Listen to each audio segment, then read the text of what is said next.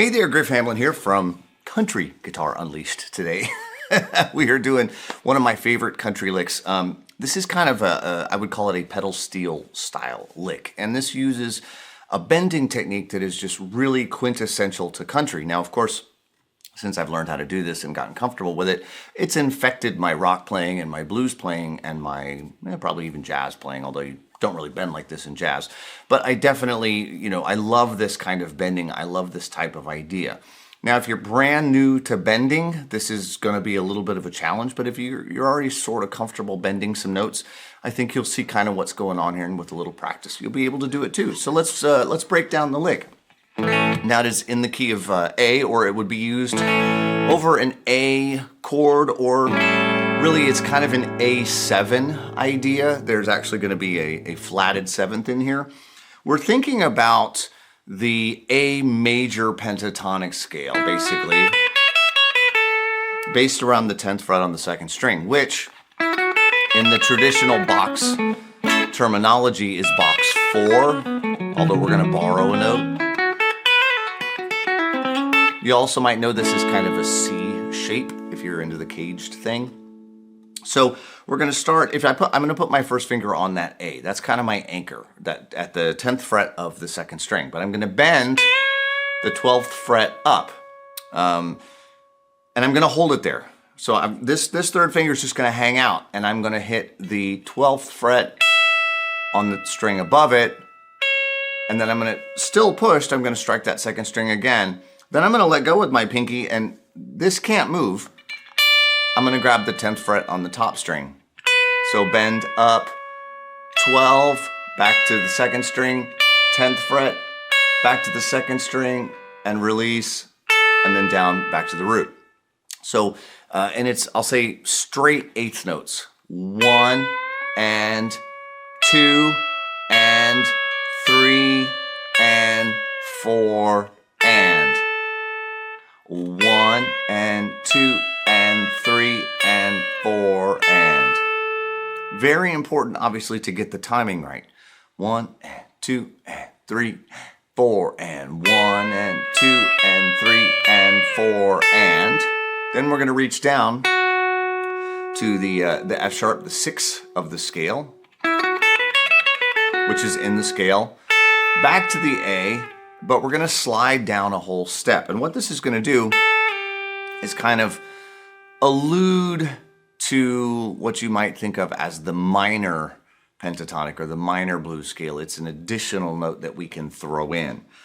So again, we have, after we've done this, 1 and 2 and 3 and 4 and 1 and 2, and we're going to reach down to the E. So I've just taken that little 2-finger group and moved it down. So F sharp, A, G, E, G, back to E again. Now we're going to hit an E flat, and then we're going to slide down to the D. Now, those notes are the minor blues scale, right? The 5 flat, 5 and 4. So again, we're pulling in notes from both, and this is something that you do. You can do this in blues a lot, and you can do this in country as well. It's very common. So 1 and 2 and 3 and 4 and 1 and 2 and 3 and 4 and. So we basically did something super majory. Then the second bar we did something super minory, and now we're going to finish it off with basically a major chord. So I'm going to slide from the 10th to 11th on the 4th fret. That's from the flatted third to the third of the chord, back to the root up at the 10th fret of the second string. So I'm ending exactly where I started. Now, again, this is a fairly easy count because everything is even. So just keep it even eighth notes. 1 and 2 and 3 and 4 and 1 and 2 and 3 and 4 and 1 and 2.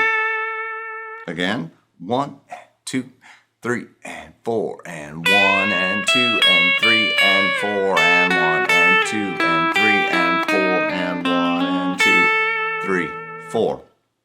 1, 2 and 3, 1 and 2 and 3 and 4 and 2 and 3 and 4 and 1, 2, 3, 4.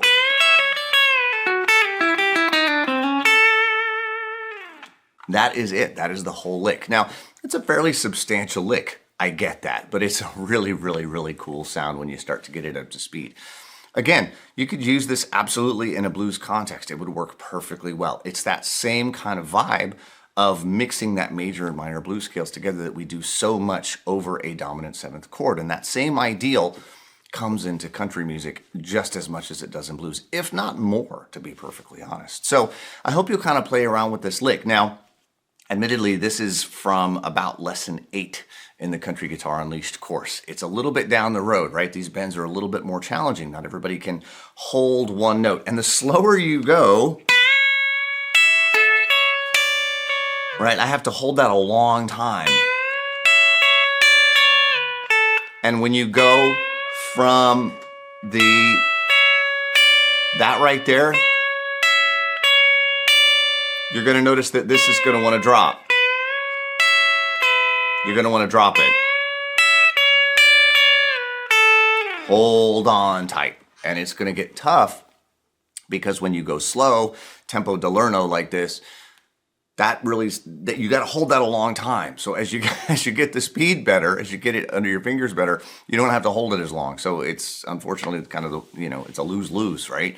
When you're first learning it, you don't have the strength and you need more of it, and then you get better and you have more strength, but you don't need it so bad anymore. So I'm sorry, that's just how that works out. But anyway, take your time, play the lick, tabs on screen, so you got it. Just play it a lot.